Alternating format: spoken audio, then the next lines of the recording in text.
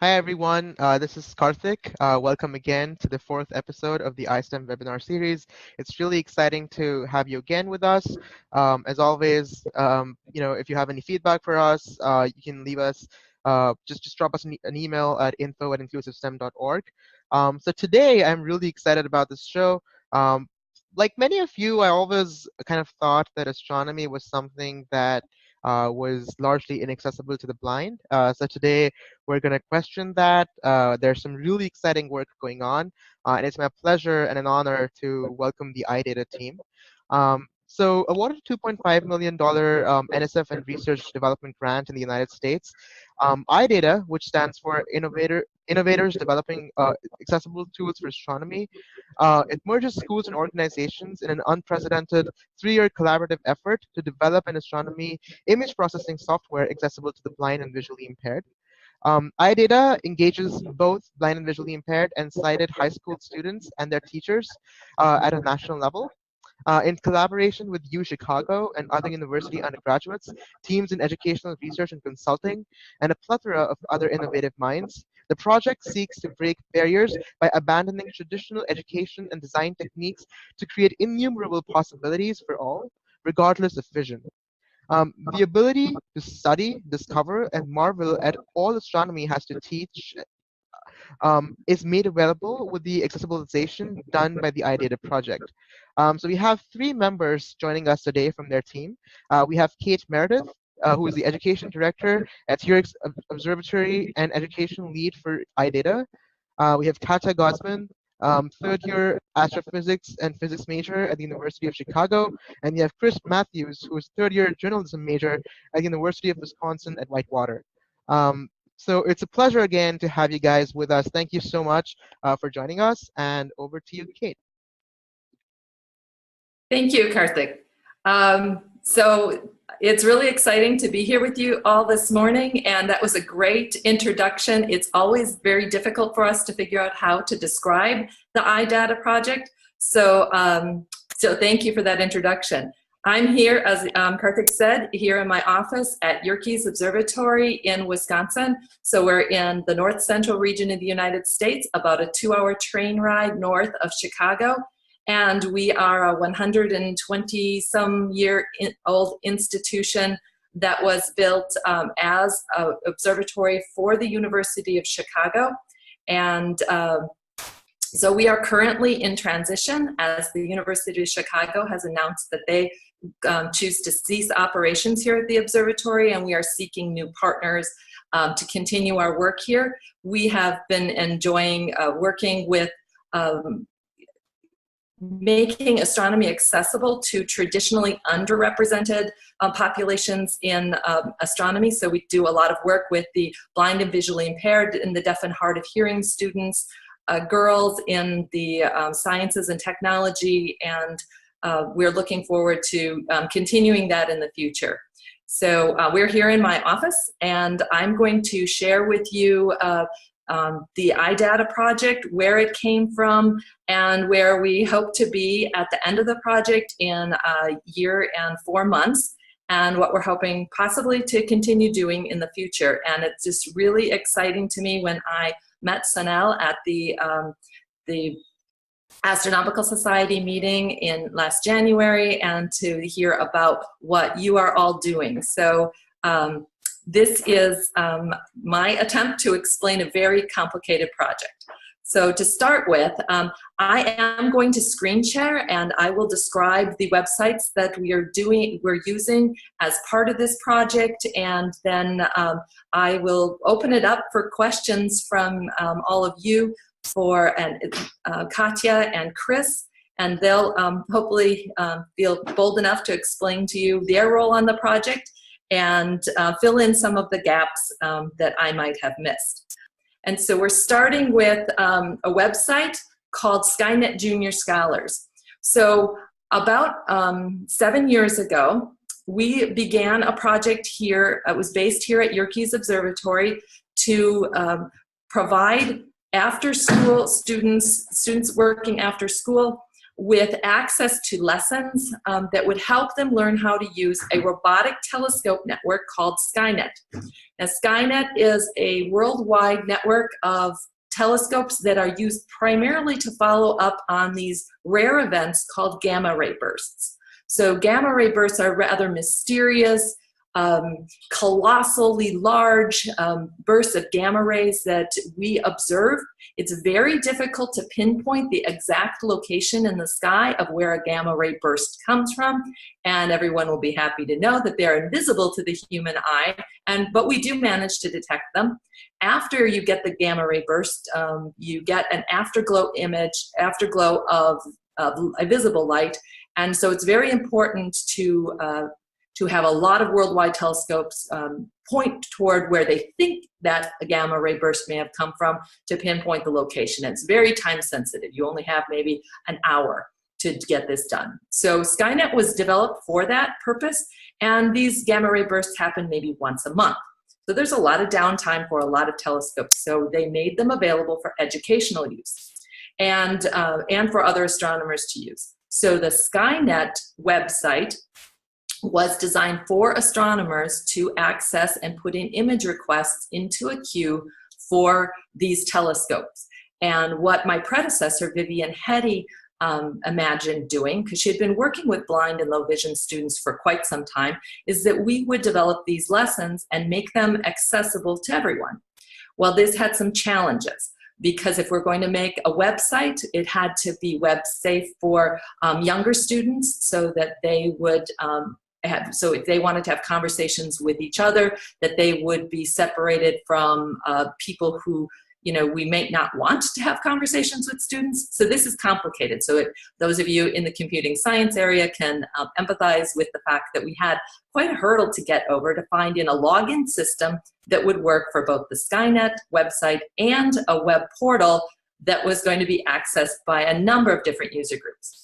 So that over a 5-year period, we developed the site that's now up called Skynet Junior Scholars. So there's a landing page for this website that explains a little bit overview of the project. We've got a picture of the Yerkes 24-inch dome and some information about the site. That is all the farther that you can get into this website if you haven't been granted a login. If you have been, then you have a menu item that's an app, and then you can get into a site, and there's a lot of tools available to you from that point. During that Skynet Junior Scholars Grant, we developed this website, and it has lessons on it. It has a gallery where students can upload images. We have an online notebook, ways and a forum for students to collaborate and talk to each other, to teachers, to science mentors that are available to ask questions from. So what we ultimately want to do is have students be able to ask their own questions about the universe, request their own images from the Skynet website, and then analyze them on online software and talk to each other about their findings. And I'll just go through a couple of points of this Skynet website. What I clicked on first is you land on a gallery, and you'll see images that were recently taken. You see, right now, you see a rather odd dumbbell nebula. It looks a little overexposed to me. And you'll see that, and 2 images of Saturn taken from different telescopes. Those change each day as new images are taken. There is a link to Explorations modules, and when we scroll down on this page, you have access to the basics, how to become a Skynet Junior Scholar, which teaches you how to access the Skynet website and how to manipulate images. There's other projects that you can get involved with, one of which is Asteroid Research. So we have a wonderful scientist named Tyler Linder, who has been working here with us at Yerkes Observatory for many years on making our rather old telescopes do modern research. And asteroid follow-ups are an area that we can actually make an impact on. So there are other things on the Skynet website. You can access student projects, galleries of images, and then there's resources for teachers and an online notebook for students. What we tried to do during the Skynet Junior Scholars Grant was make all of this accessible to students who with blindness or low vision. And we did a good job to a point. And what we were frustrated with and found out by the end of the grant was that with a lot of help from sighted individuals, students were able to work in the website, but when they got to the point where they had their images returned, what we were saying to them was, oh, you just wait here. I'm gonna make your image, I'm gonna clean up your image, and then I'm gonna make a tactile graphic of it, and I'm going to give it to you. And that's not accessible. So we want students to have equal access to the same quality and quantity of information as their sighted peers. And it doesn't help to participate in the actual science if you only get to make an image request and then you have this completely inaccessible data processing software. So then we decided we needed to write another grant. And that's where the idea of innovators developing accessible tools came from. We knew that if we wanted to have a web available data processing software for astronomical data, that it needed to be developed by students who were going to use them. So I'm going to go over just a moment. I did not show you the Skynet website. So the Skynet Junior Scholars web portal, as we call it, accesses and connects with the Skynet Robotic Telescope Network. And it has its own separate website. So using a single login, students who are part of Skynet Junior Scholars are able to access both tools. And professional astronomers are also able to access the Skynet Robotic Telescope Network. And what we've done on this website is you can go to a link called My Observatory, and you can request radio or optical observations. Now, my menus, for those of you who can see it, have a lot more links to them than the students would see, because I am all powerful on Skynet. So we've got optical observing, and when we go to that link, then students are able to see images that they have acquired. They're able to go to a separate link and add observations to this. So this is the page where student observations requests are returned, and through a separate link, you're able to make image requests. The image request system is inaccessible. It has a lot of visual tools for targeting objects in the sky, and you have to choose your worldwide telescope network that you want to capture images on. And so one of the tools that we thought would be helpful in allowing students to access the power of the Skynet website is to use command lines. So when we were exploring how to write Skynet, the iData project, we decided that one of the most powerful tools was computer programming, and that we also connected with one of our partners at the University of Nevada at Las Vegas, and they had been working for many years on an accessible programming language called Quorum. And Quorum is research-based, and they make commands with this language that are more user-friendly. So in order to get your program to speak to you, you just use a say command. So things are more language-based that are easier for students to use. So through the Skynet Junior Scholars website, we are accessing Quorum programming language to code in commands that replace this inaccessible page. So students learn how to use computer code to access this page. Now, the overall idea here is that we're providing students with tools that they learn, and they know that these are tools that they can use to build what is the ultimate goal of the project, which is data processing software that is not visually based. So we know that when a scientist points a telescope at objects in the sky, that we returned data. It's just numbers on a spreadsheet, basically. And we go to great lengths to make that information visual because it's easy for visual people to do. But it's not inherently visual. And 90% of the information that comes to us from space is invisible to the human eye anyway. So there's absolutely no reason why this data should not be fully accessible to blind and low vision students. So even though the iData projects, it was actually funded to see what happens. We're doing educational research to see what happens when we engage blind and low vision students with their fully sighted peers and their teachers in a user-centered design of data processing software. That the ultimate goal is usable data processing software that students of all abilities can use.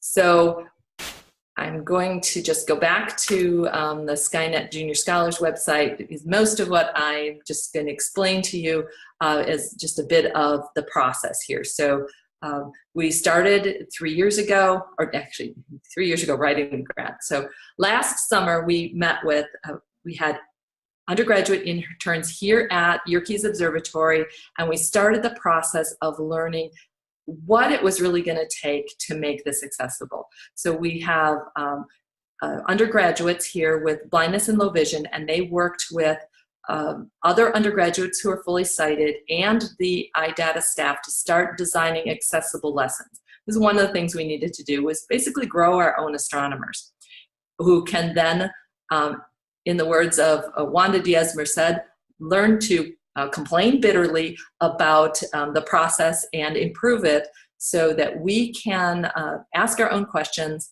and answer them using online processing software. So you don't have to download anything to your computer. You just have to have a stable internet connection, which we know is sometimes a challenge. So that is the process of iData. And what I'm going to do now is I'd like to hand it over to Chris and then Katya to talk about what their experiences have been with iData. They've been both extremely dedicated to making the curriculum that we're developing to work with the high school students who will come here again this summer and work. They'll be here in a couple of weeks, and we're going to go through a design process with them, with design professionals, to input ideas into the Afterglow software. So they've done very little work with this software right now. They've been learning astronomy. We've been working with asteroid light curves, and we're going to learn we're going to design how that data needs to be presented in a way that students without assistance from a fully sighted person can get into the data and work with it. So I know there's so much. It's taken us 2 years to understand this project.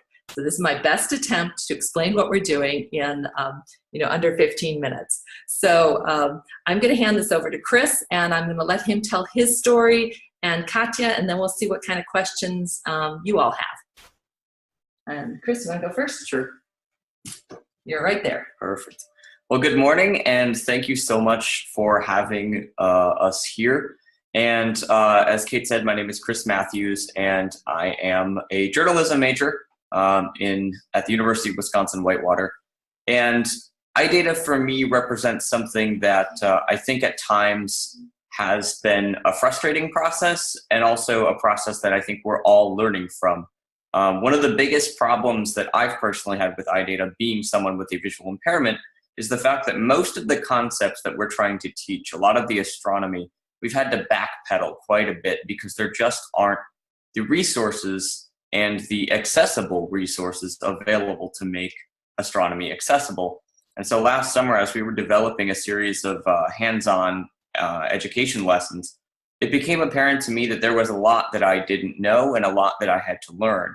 And that has only kind of grown in the last year with this project. And so a term that we've coined here at the observatory is accessibilizing. And that can range from looking at a website, and I joke that my job here is to look at everything everyone else has designed and tell them why it's broken. But that can also mean going into a closet full of arts and craft supplies and coming out with a lesson a few days later that is accessible to both blind and sighted students. And for me personally, one of the most rewarding experiences was developing a lesson on CCD cameras, where we used string and duct tape and poster boards like foam board and matte pins to represent a CCD interface and the different colors. And to develop that was one thing, and to take that into a classroom and actually watch students understand the concept, and actually some of the sighted students even put on blindfolds and still were able to get a grasp of the activity. And so my role in the project, I am terrified of words like coding and some of the astronomy. Being a journalist is a little bit different, but it's skills that I think are going to be really useful because I don't understand some of these things. I think I'm a good test subject in that when it comes to students who are going to be doing things with Afterglow, with iData, after we're done with the development process, they need to understand things. In order for that to happen, I need to understand things. And so this project has really been a learning experience for me, and I really enjoy doing a lot of the accessibilizing and a lot of talking to people and kind of finding out what it is that we need to change and how we need to change it, because all of this is uncharted territory. And so that's kind of my role within the project, is finding out what needs looking at, whether it be the website, looking at things with a screen reader, or working to develop activities for understanding concepts in coding and in basic astronomy. So that's kind of what I do on the project. And I've been here at Yerkes for about 10 years on and off on various, I started with, Kate mentioned, Skynet Junior Scholars. I was working with Vivian Hetty on a lot of the tactile images. And so now I enjoy presenting at star parties and talking to people about the physical accessibility we have here at Yerkes, and anything that I can do to accessibilize things is why I'm here. Turn it over to Katya, who is also here, and she can talk about her role on the project. Hello, everyone. I'm Katya, as you already probably know. Thank you so much for having us once again. And so I am a astrophysics and physics major at UChicago, and I am fully sighted. So this project, basically last year we came in and we had to learn a whole new way of thinking, because we were tasked to design different hands-on lessons for all the students in the project, as Chris was saying. And it was a lot different than designing regular lessons, because we had to take into account that we needed to make these accessible for everyone. And so we needed to figure out how to represent concepts that have usually been represented visually to us and make them accessible so that you didn't need vision to understand them. So for example, one of the things we did was, in order for students to understand the electromagnetic spectrum, usually that's presented with a poster and it has like a range, and you would go from radio to gamma, and it would be very visual. And instead what we did is we made these cardboard puzzle pieces, and on each of them we tactily made a spectrum with string and pipe cleaners and other objects. And so that way, if you are visually impaired, you can run your hand over the spectrum and feel how the wavelength changes, how the frequency changes, etc. And so it was a very cool way of trying to think about different concepts in a new light. And we also had a lot of fun. A lot of us learned Braille last year just to learn it, and so that we could also accessibilize things if we wanted to. Umbrella, okay. What we are also doing is us and also some of the interns that are here this summer, we started off in our first week of the internship by making these umbrellas. And they would basically represent the dome of the sky. And because usually if you go like into a planetarium show and stuff, they would just show you and point out different stars, or if you're outside and looking up, you can't really touch those. So in this case, we had an umbrella and we had students tasked with trying to represent certain astronomical concepts, such as right ascension and declination, the ecliptic, the meridian, constellations. tactilely. And so they work diligently in groups with these big dome-looking umbrellas that would cover your entire head. And they decided to put things like pipe cleaners and string in order to mark the grids of the right ascension and declination. They put beads in order to mark the constellations, more string for like meridians. And then people like Chris and another intern named Alex, who's also here with eye data, who's also visually impaired, got to test that and give us feedback. And so we're working on refining those umbrellas more and more throughout the summer. So hopefully by the end, we'll have some nice umbrellas that we can show off at star parties, which we've actually already been doing. We have a lot of stations during star parties that show off our tactile activities and images that we've made. So like one of them, last year, I took basically it's like a globe, but instead of the map on it, it has constellations on it. So the celestial sphere. And I decided to stick on gemstones on the constellations, on the stars, one by one, and then connect them with hot glue. And so that in that case, you could also take your hand and you could feel where all the constellations are in relation to one another. You could rotate the globe and you could see what the sky looked like at a certain point of time. Yeah. So thanks, Katya and Chris. So that gives you some of the ideas about what this project is doing. iData has the team of educators here at Yerkes Observatory, but we also have the programming team from the University of North Carolina at Chapel Hill. They're the coders on the Skynet website and for the Afterglow Access software, which I'm not going to show you today because we're keeping that hidden from the students and the public until we get a chance to get design input onto that software. And we have the Quorum programming team at Nevada. We have user-centered design experts on this who are scientifically gathering user information so that we can tell the programmers how to change things to make it more accessible. And we have a large team of researchers on the project looking at what happens and how we can make this process better. Because the ultimate dream is that we will continue to do this. We want to work with deaf and hard of hearing students more in depth than we have in the past.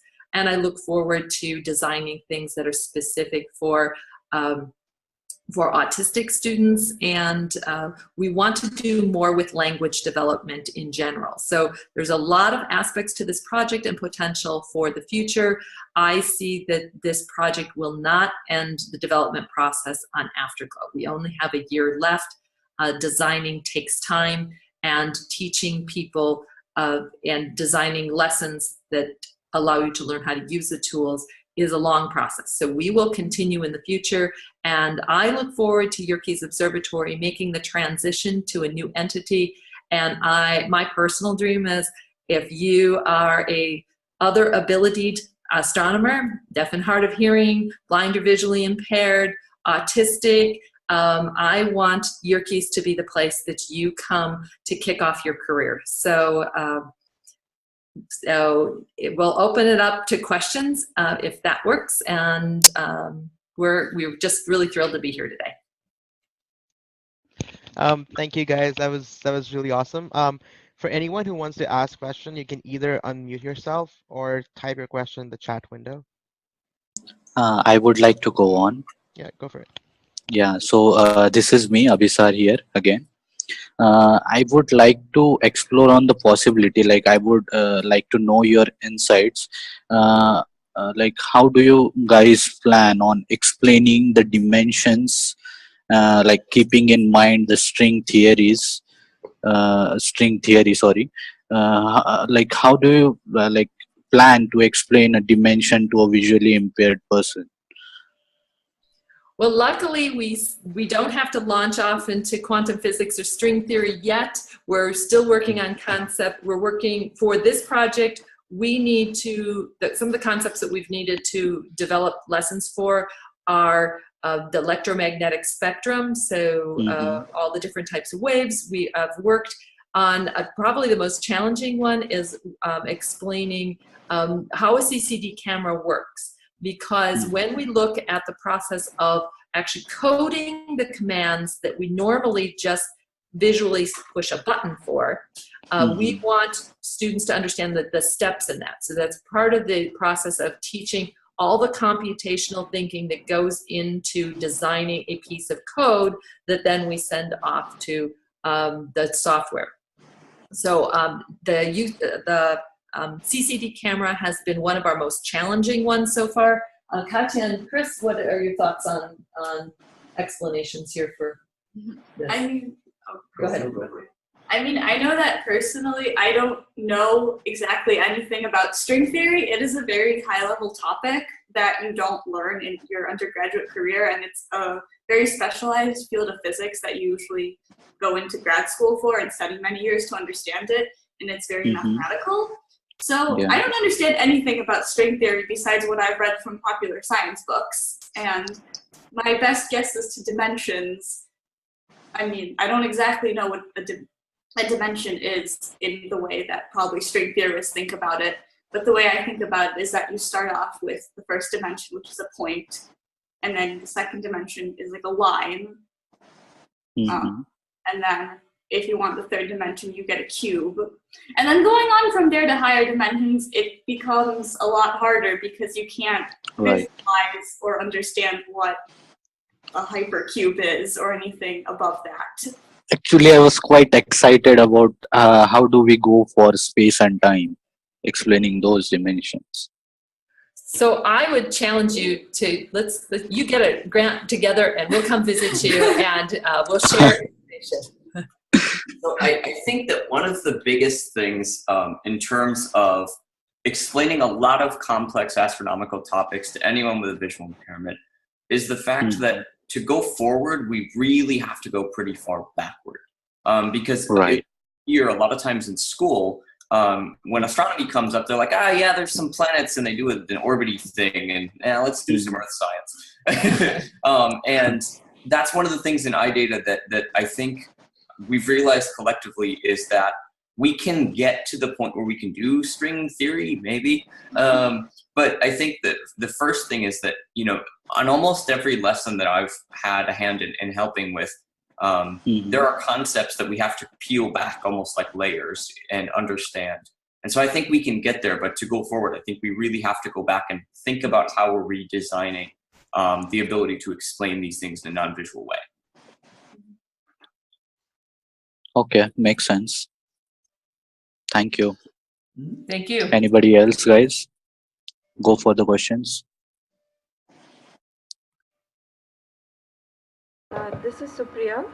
So sorry. I just wanted to know, are there any standards to explain what an image is showing? For example, what you had on the screen was the Saturn. And so what would you do to describe that to a visually impaired student? Are there any guidelines? So that is actually an excellent question. And guidelines, I would love to come out with a kind of standard way of doing it as we move through the project. We have done work with tactile graphics here for many years, and we know that we need to teach students how to tactily interpret the data that they're touching, just like students have to learn what they're looking at if they're sighted. But we don't have a standard way of doing that. One of the tools that we're providing kind of a crude start to is a Sonification tool in the Afterglow Access software. And we're going to get the students' input onto what works for them, and then look at a process for interpreting those. So my hope would be that after we work with students on a Sonification tool and we develop it, that a visually impaired student could sonify an image and interpret the difference between a galaxy, a globular cluster, an individual star field, and also interpret what is a out of focus image or a image with maybe the telescope isn't tracking, because that's our first step, is we have to know what a bad image is and if our data is good. So we do not have a standard for that right now, but there's people working on that as well. We have an astronomer visiting from the UK this summer, just arrived a couple of days ago. Dr. Nick Bond is working he's a galaxy expert, and he is also visually impaired and has been working with 3D modeling of galaxy data and how to help students interpret tactile models of galaxies. So I think that that's part of that, but we would love to, if there's anybody else doing that level of research that says, here's a standardized way of teaching this, that would be absolutely super. Anybody else here have something to add? Chris? So it's really interesting. That's a really good question, Sophia. And I think one of the problems that we have at the minute that is on its way to being solved is about 10 years ago when we started these things at Yerkes, one of the requirements for doing any kind of tactilization was a machine that we colloquially call the toaster. And essentially it's a laminator-like device that raises up ink on special paper, but that requires any facility, be that a school or an observatory or museum, to have this piece of technology. And one of the things that's on its way to helping with that is things like sonification. So if we can use some kind of a method that's also connected to the internet and the resources that are already available, that I think would be the better way to do it, so that if students open something like Afterglow, there is already a tool there. And like Kate said, Dr. Bond's research in 3D printing, that's really becoming a more readily available technology. But the other possibility to me is that there's probably something that we're not thinking of that might end up helping. And so if you guys have ideas for that, that's something that, it really helps sometimes to just step outside and get a fresh perspective. So I think that's a really interesting point that should be probably further explored. Put it on our list.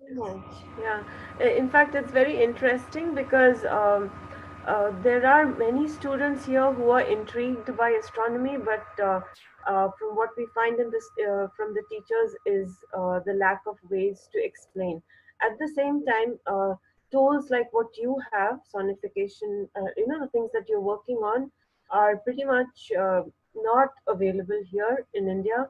And so we would like to probably, be in touch with you to ensure that we learn with you as you were doing the research. That would be super. We, just like, what we were describing, we received support from our local Lions Club International. They're very interested in issues related to blindness and low vision, and they supported Nick coming here, Dr. Bond coming to the observatory for the summer. We try to fly in people who can help us and then take what we know and just disseminate information. I'm always up for a good trip. So is Katya and Chris, by the way. So, I think it's the more we get groups together and learn from each other and learn the challenges that each of us face, we have some of the same challenges that you face in our rural areas in the United States.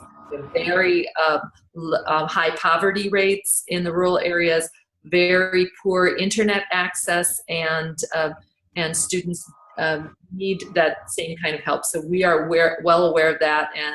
And when we get to the end of the iData project, it would be wonderful if we could say, okay, these are the lessons that we know work. And now, what's the question? How do we package these so that they can go anywhere? And that is another question. So let's keep in touch. Sure. Thank you so much.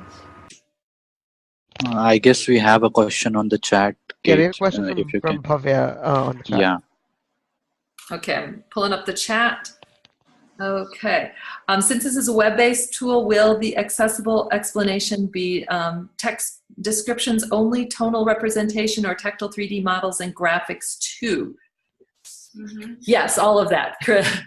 So Chris, did you want to? Sure. Yeah, so we are actually using a little bit of a lot of things. I'm actually working on writing a text-based kind of screen reader guide to using the Skynet Junior Scholars, and eventually probably Afterglow Access. So text and the way that we're writing these modules is also being worked so that when you come in with a screen reader, one of the initial problems I'm personally having is I don't understand coding in the first place. And then when you put in, and just one of the commands, for instance, said output telescope. But what it doesn't tell you is that there are quotes around the word telescope. And so little things like that need to be adjusted for the fact that we use screen readers. So screen readers and text are definitely one outlet. The 3D printing and tactile modeling is something that we're still working with. And of course, sonification, for me personally, is my favorite because I like audio things. They help me understand things in more clarity.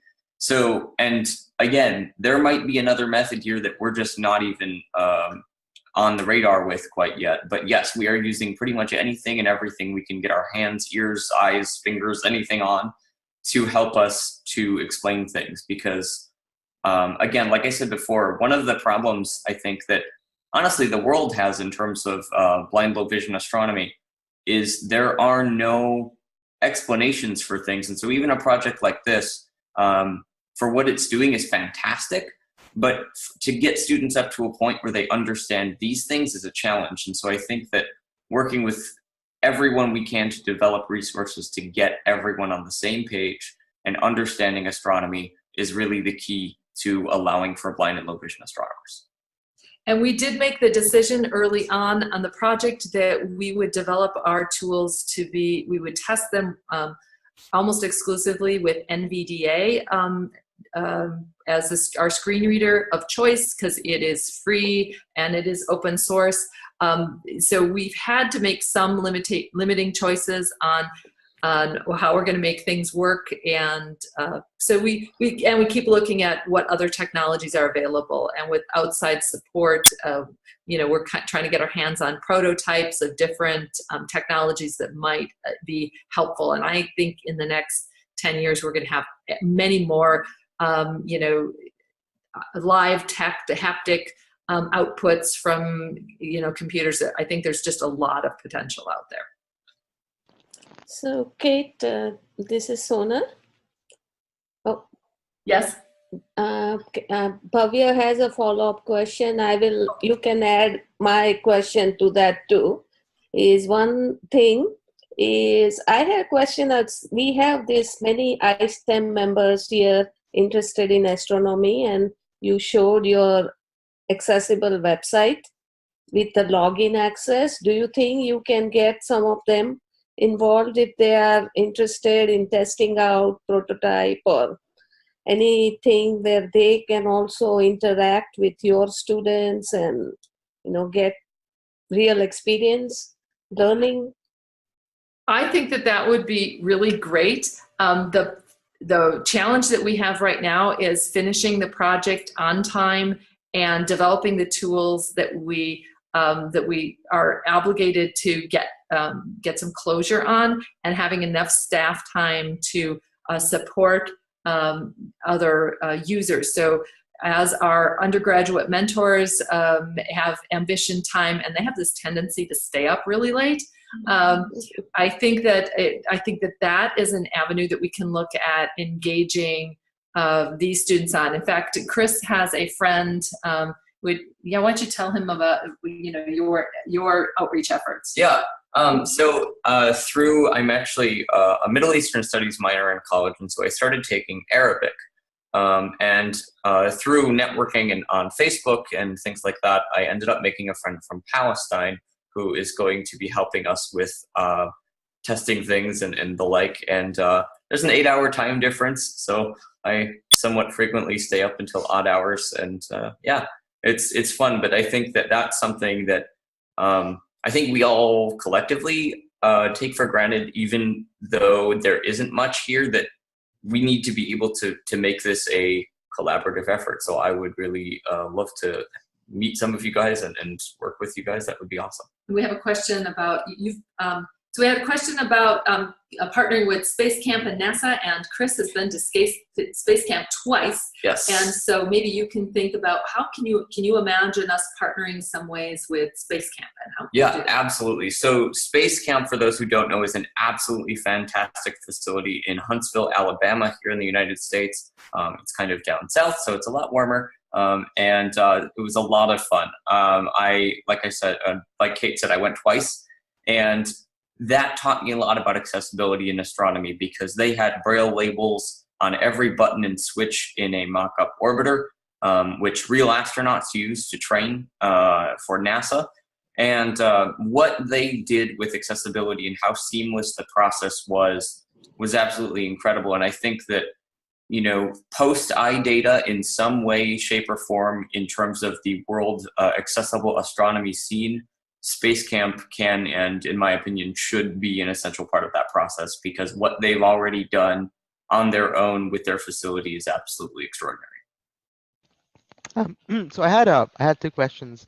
One of them has to do with sonification. So are you guys like, so one thing that so I've used things like math tracks, for example, from NASA just to understand like, you know, basic kind of images and graphs and stuff like that. So but I kind of struggle sometimes with understanding more complicated stuff. So again, are you doing anything special or sort of like what attributes you're using? Is there anything specific to like make things you know, more like I guess easier to use or easier to understand, especially given that it often takes like a while to get used to understanding like different components in the sound. So is there anything specific going on there? And the second question is, have you guys explored like more like interactive surfaces where you can essentially, you know, sort of mock how something would look like, and then if you touch like different portions of that surface, you can get information, real-time information about like what that particular component does or what that means. So like kind of getting hands-on with an image. Now that is cool. The second question, no, we have not explored that. And part of that is just that we're so focused on getting the online software to work and get that developed. But looking at creatively about how we could, I should just talk with you offline a little bit more about that. The first question about use of sonification. So what we've done, and this was a lot of debates and a lot of meetings about how far do you go in the design process, how many tools do you give a group beforehand. You don't want to influence them too far, but you want to give them enough to work with and push back on. So what we've done, and we have a very awesome programmer named Josh Hayslip, and he developed the initial sonification tools. So he used the best research that we have about what, you know, how we can hear, what the distinctions are, how much detail the ear can hear, how do we present that with headsets, and how do we use spatial orientation plus tonal value, pitch, volume, those different aspects.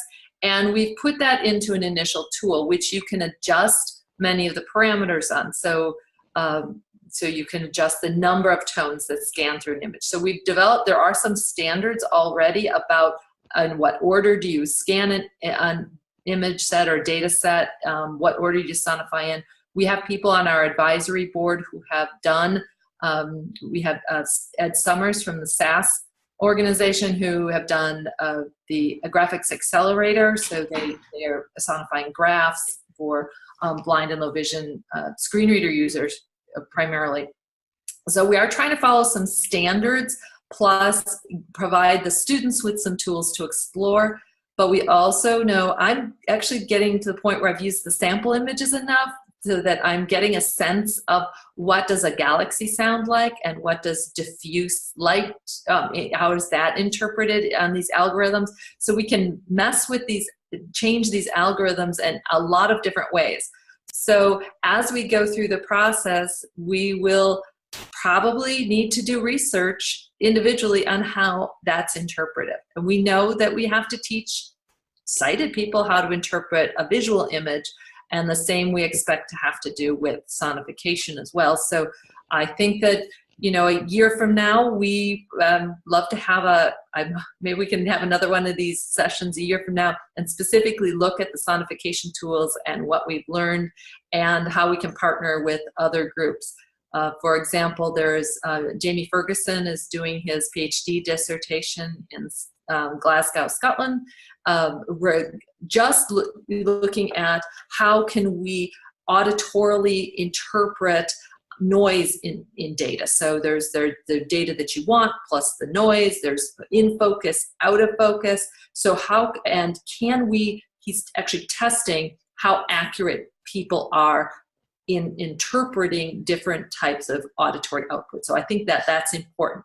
Getting the users to input onto the design process is important, and then actually testing how accurate people can be using those tools, because we want to bring everyone to the same level of ability to interpret data. That sounds awesome. That's something that I kind of struggle with, like on and off as well, because especially when you're working with large data sets, sometimes what fellow data scientists can do is, you know, just scrap it out and like see anomalies, but I actually have to like write my own scripts to programmatically figure out, oh, you know, this is kind of different and these are the parameters that I need to look at. So like, you know, any tools to kind of just get access to the same sort of information that other sighted people have access to in terms of the data is something that is super useful. Excellent. Chris, did you have something to add? Yeah, okay, so, and I'm not sure if there are, I guess, limitations to this, but I want to ask, because there have been a lot of really good ideas, and iData really has kind of, I don't want to say constraints, but there are only certain things that we can accomplish in the time that the project has. And so what I'm thinking, and I only do this sometimes, so watch out, but I think it would be cool to start a Facebook page of accessible astronomy and add a lot of you guys, because the ideas and the things that you guys are coming up with, I think are fantastic ideas for things that we should all work on, you know, in conjunction with or following iData. And I think we need to have a network of people so that we can bounce ideas off each other and do this kind of thing in a less formal but still definitely recordable and usable environment. That would be awesome. Yeah. I don't know if everyone here has some, I don't know how to even facilitate that process, to be honest. Yeah, I mean, most everyone here is on Facebook, so it should be pretty straightforward to just add everyone to a group and get that discussion started. That would be fantastic. Yeah, I can definitely create a group. I just think it would be really cool, and I can send this out to our project, and we kind of have a network, so we can definitely kind of snowball it. Yeah, I had a quick follow-up question. So we're talking about, again, sonification and 3D models and tactile graphics. One of the things that I have struggled with is, again, and especially in a country like India, is again, how do you get this data there? Like especially models and like, you know, a lot of the kind of stuff. And also, again, given the time that it takes to get used to 3D audio.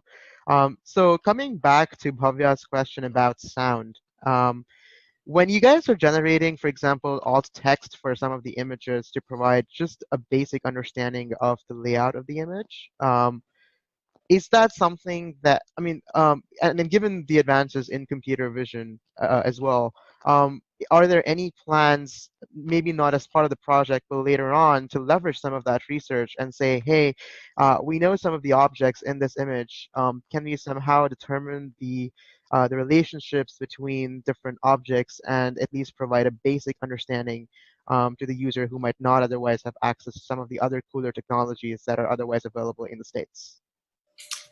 Thanks. That is yet another great question. So because my predecessor, Vivian Henny, was so dedicated to making everything accessible, and the iData project is pushing everything that we do here at the observatory toward the accessible area. Another project that we're involved with is that I do the website work and the curriculum development for the Sloan Digital Sky Survey, which is a whole nother giant data set that is inaccessible. And the website, though, the educational materials we are attempting to make accessible. So this alt text question, which seemed to be very simple, has not been simple. So Chris was actually testing some alt text that we developed for the Voyages website, and it started a complete discussion about how could you provide just a short description, and how do you decide what actually really needs to be interpreted just to get through the lesson, and then provide another resource that's a little deeper that looks at the image and allows that same exploration. So I can just say, well, it's a spiral galaxy and blah, blah, blah. But what if you wanted to have somebody who's sighted looks at this and they get a lot of information? So how do you provide a short version and then a back end version? Wouldn't it be fun to just be able to then sonification becomes like this thing that is just done with images if it's sitting in the background and it can be accessed through a screen reader. I don't know that's helpful, but yes, I agree. You should be on the team. Katya, Chris, Chris is creating a group on Facebook as we speak. Oh, awesome. Assuming the name is not taken, I have not tried yet, but I'm going to try to call it Worldwide Accessible Astronomers. So if you look in the next 15-20 minutes or so, I will have that as a public group up on Facebook. Awesome. And that way we can start doing all of the networking things and actually sharing ideas and talking to each other and making things accessible. Awesome. Hey, Patrick, I have a question. Yeah. We have a question from Bhavya as well. Sorry, Okay. guys, if you go for it first, we can get Okay. that. Hey, hi guys. So Akashdeep here. I have a question that, like, when you were mentioning about the electromagnetic waves spectrum, so I got just query that the concepts like group velocity and the phase velocity, for which we generally use the animations. Have you tried to explain them, or what approach exactly you have tried? Are you talking about like group velocity and phase velocity of waves? Like Phase velocity and the group velocity concepts. Yeah. So I think I actually learned about what that is. I think in school, but that is very like deep into the physics side of this, and it's a concept that currently we're not like focused on teaching the students of eye data. Because it's something it's not well specialized, but it's something you would learn in an undergraduate physics class, as I did, or like in like intermediate electromagnetic waves and optics class.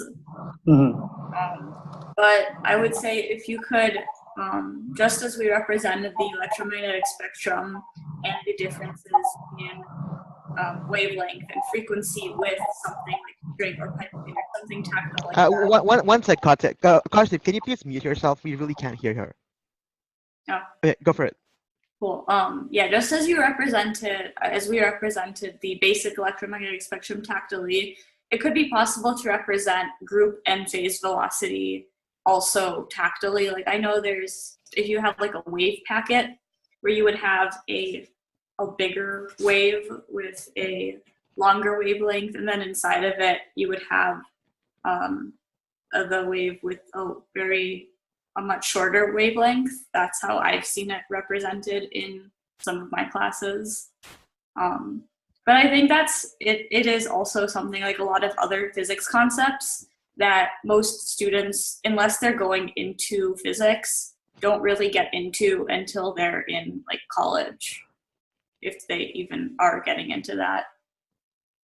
So what we'll do is build our way up, and when Katya's done with her PhD, she's going to come back here and fix all those other problems for us, and we'll keep growing our cadre of accessible scientists.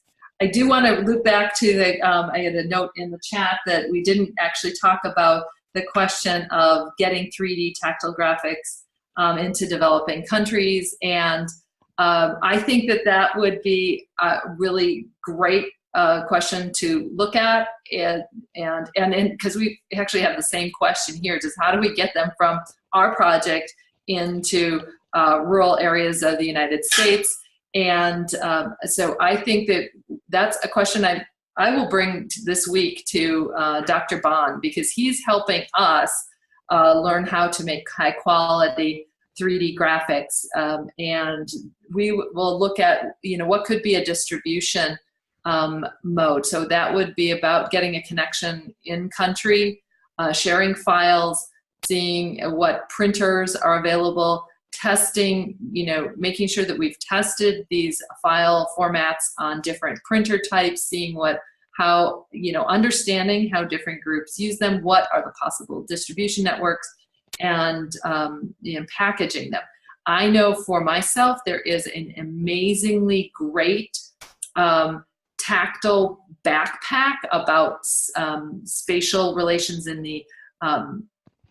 the solar system and constellations that was developed in Argentina.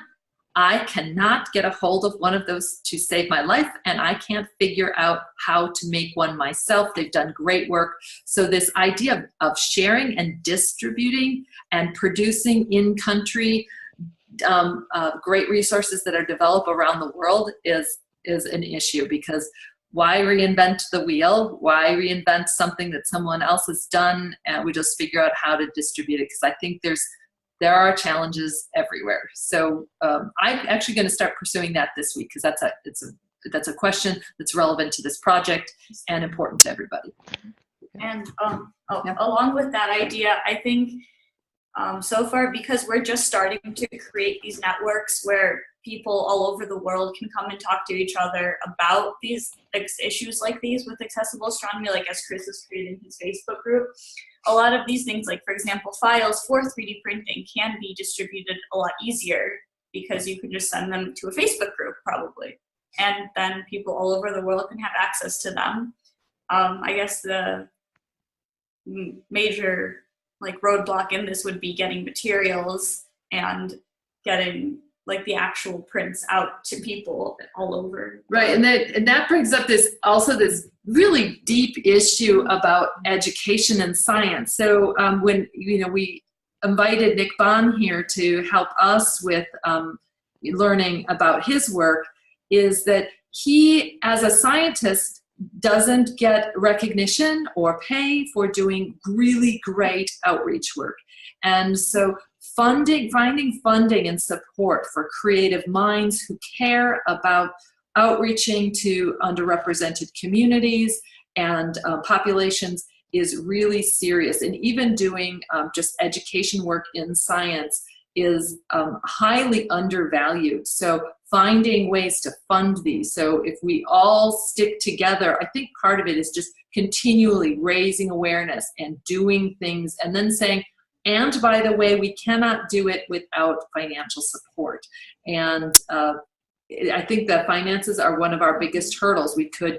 We're not lacking for creative minds and great ideas. And so we will just keep forging ahead. Well, something great that has happened this week that tries to make this even easier, I guess, is the U.S. Senate actually approved ratification of the Marrakesh Treaty. So that is actually great news. We can actually now legally share a lot of these resources as well, even books and whatnot. So really looking forward to what we can do with that. And something that the Diagram Center at Benetech in Palo Alto is trying to do is they have this whole repository of 3D printed files that they created for a bunch of math and science books. I suspect that something similar could be done for astronomy as well, and there could be like a repo of sorts that people could have access to. And because I think 3D printing is not necessarily a challenge, especially if you think about even like places like urban India. We have a bunch of those in our leading institutions, so we could definitely get hands on that. I think it's primarily just those files and just the expertise in creating those in the first place. Yeah, I know that sharing it, as a National Science Foundation grant, I've had to fundraise separately for anything I try and do internationally. And the expertise is distributed globally. There are smart people everywhere working on issues of equity and accessibility in astronomy and STEM, and opening that up more so that we can collaborate more, so that I can use funds that we raise as part of a National Science Foundation grant to bring in and enrich projects and distribute that information. So because science is such a global endeavor, so when I look at some of the other projects I'm on, Sloan Digital Sky Survey is an international project. And so to be able to, the supports within country that support that international collaboration they're really important. Guys, Abhisar here. I just wanted to talk to you guys about how when we are talking about the sonification thing, how about you guys, like what do you guys think about collaborating with the laser interferometry gravitational wave observatory? Like recently when they discovered the gravitational wave when the two black holes collided in September 2015. So they depicted that through the sound waves. They depicted that through that. So how about you guys collaborating with them for more sonification works? I mean, I think that would be a really cool idea. I remember when the announcement came out, I was in senior year of high school. And then when I got to college, we actually have one of the scientists that worked on LIGO, Daniel Holes. He is a professor at my university. And he gave a little talk to the undergraduates and any interested people. And he played us the sound, and we could hear the chirp of the two galaxies colliding, which was really cool because that was actually the first time that I had ever thought or heard of the idea that you could sonify data like that. So I think collaboration with them in any case would be really awesome. Yeah, definitely. And also in few like billion years also we know that the Andromeda is going to collide with our Milky Way, right? So if we could think of doing something like predetermining how it would occur or what would be the outcomes, could that be a way using the sonification thing? Yeah, that gets into the whole area of computer modeling, and I think that's part of the reason, on the project iData, that we're trying to stay focused on those, developing those early skills of thinking about a phenomena, and then also knowing how a computer understands those processes and how we code to do those things. So we get from actual physical models to computer models. Computer modeling is definitely not part of what iData is doing. But so if we stay focused on the piece that we're doing, and we learn how to do that really well, which is teach students about basic astronomy and physics concepts that lead to the ability to interpret data, leads to the modeling. And so even though we've got endless number of good ideas, great resources out there to tap, I think that we are seriously challenged in just making sure that we do our basics in a really accessible way so that we can continue to grow astronomers. And because for people to want to get into all of the really cool stuff like gravitational waves, and like everything that's a lot more complicated than that, you first have to explain, as Kate said, the basics to them. And a lot of them don't get that in school, and they get very frustrated even at a basic level because they don't understand those concepts. And everything in physics and astronomy builds off of one another. And so what we're trying to do is get them a baseline, a foundation that they can have for continuing in astronomy and pursue that if they wish. And then getting the really complicated things accessibilized is also like a different project that could be another really huge effort. So we look at even basic challenges here. So we have a popular magazine that's actually published very close to the observatory here called Astronomy Magazine. And even I have a very minor visual problem, and I cannot read that magazine after 5 o'clock in the evening because the graphics are so flashy and complicated that it inhibits my ability to actually access the text. And so we have been working with them for months to get them connected with the National Federation of the Blind to do audio versions of releases of that magazine, just so that astronomy becomes a popularized thing for available, because it's just interesting on a just an amateur hobby level for so many sighted people. It should be that way. That access should be available to a blind and low vision people as well. And if we do that, those are some of the really basic things that ground level interest, so that leads to conversations, leads to interest, leads to I want to go to space camp, leads to I think about this issue of accessibility even on that level, and I hope to someday get to gravitational waves. Yeah, and I mean, like, Yeah. that whole thing about, like, becoming interested, like, that is how I got into astronomy, was when I was little. There were, like, resources that I could use. Like, I would read books about it. I would watch, movies and TV shows about space, read the magazines and all that. Mm-hmm. And basically getting all those big ideas in my head and getting me interested is what got me to this point, actually, going to college and studying it scientifically. I think that's one of the interesting things about iData, because actually prior to going into journalism, I wanted to go to space. I actually wanted to do that. So I went to space camp twice because they put Braille on the shuttle. So obviously it was possible. And the thing with iData is, even with a project like this, people are interested in what it is. And I think that is what we need to do anything. We've got to start with something. And I think we're going to have to build in two different directions. We're going to have to build backwards, so that, like Katya said, and I know Dr. Bond, the way that he really started to be interested in space was watching a documentary about the Voyager missions and realizing how far away that was. Well, how do you explain that to someone who has no vision at all? Right. And so just this whole cycle is kind of, I think, all indicative of the fact that we need to go back to go forward.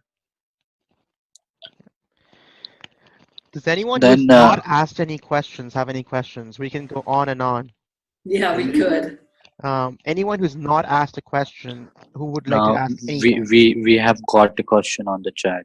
Yeah, I want to answer the question about the population that we're serving. So sorry for not addressing that. So we are targeting students in high school. So we have 8th graders, so that's age 14 through 17 as part of our student group, their teachers, and then the undergraduate mentors who are, most of whom are now going into their second year of university study.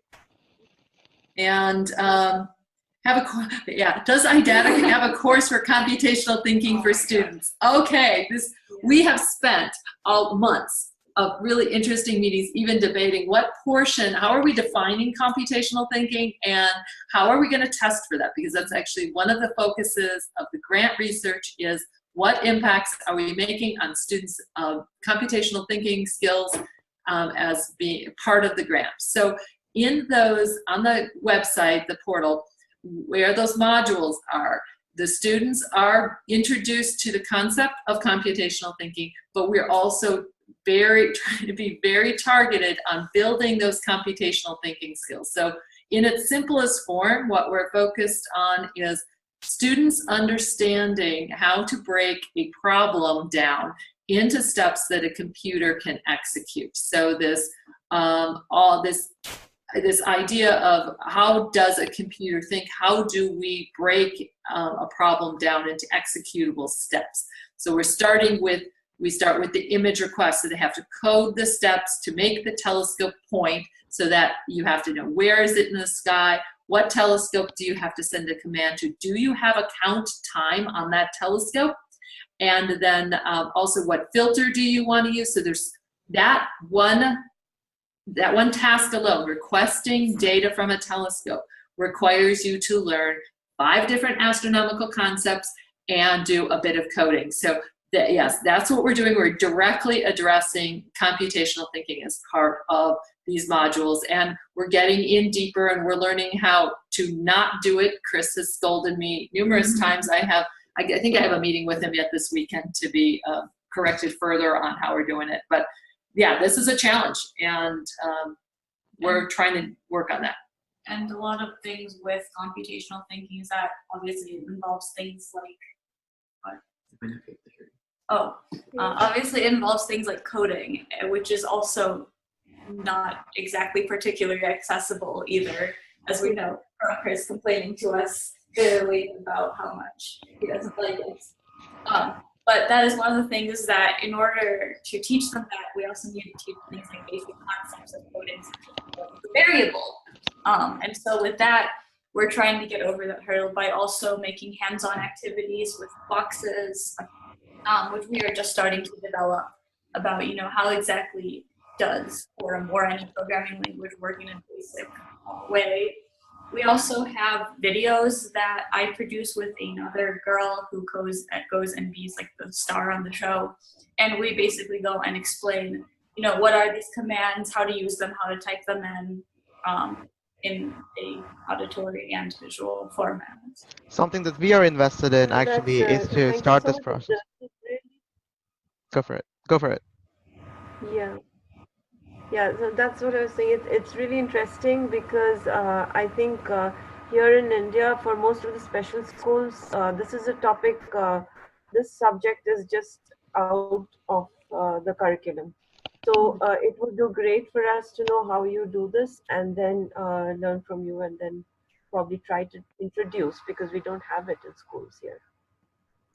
So I'm hoping that by the time we get to the American Astronomical Society meeting in January of this year, that we will start having some preliminary results that we can share from the project in a more scientific and cohesive way.